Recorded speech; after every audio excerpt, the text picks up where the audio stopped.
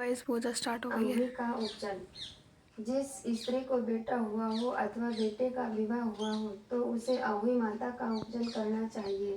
एक थाली में 7 जगह 4-4 पूड़ियाँ रखकर उन पर थोड़ा थोड़ा हलवा रखें।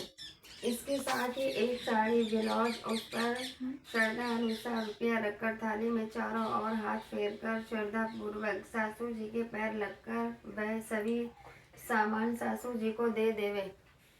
ओए अरे पिटना है आन दे आज पापा को लगाकर वह सभी सामान सासू जी को दे देवे। तीहर तथा रुपया सासू जी अपने पास रख ले तथा हलवा पूरी का वायना बांट दे। बहन बेटी के यहाँ भी वायना भिजवाना चाहिए।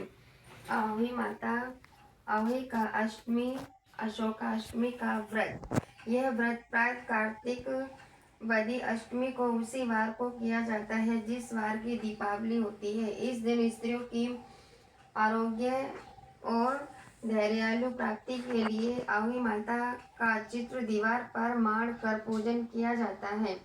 विधि अहोई का व्रत दिन भर किया जाता है। जिस समय तारा मंडल आकाश में उदय हो जाए उस समय वहां पर जल का लोटा रखकर चांदी का शाहू और 2 गुड़िया रखकर रोली नाल में पिरो लेवे।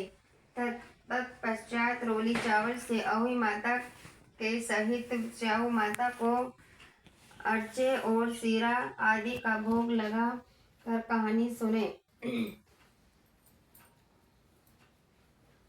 कथा। एक नगर में साहूकार रहता था। उसके 7 लड़के थे। एक दिन उसकी स्त्री खदान में मिट्टी खोदने के लिए चली गई और जो ही उसने जाकर वहां खुदानी मारी तो ही साहू के बच्चे खुदाई की चोट से सदा के लिए सो गए। इसके बाद उसने खुदान को शाहू के खून से सना देखा तो वह सेई के बच्चे मर जाने का बड़ा दुख हुआ, परंतु वह विषम थी क्योंकि यह काम उसने अनजाने में हो गया था।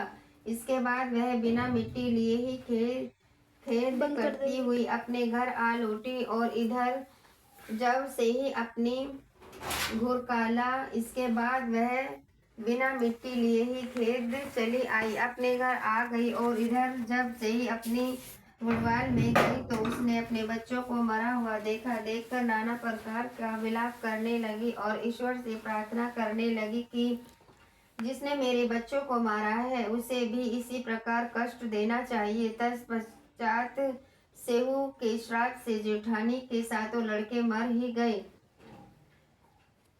एक ही साल के अंदर समाप्त हो गए अर्थात मर गए। इस प्रकार अपने बच्चों को असमय काल के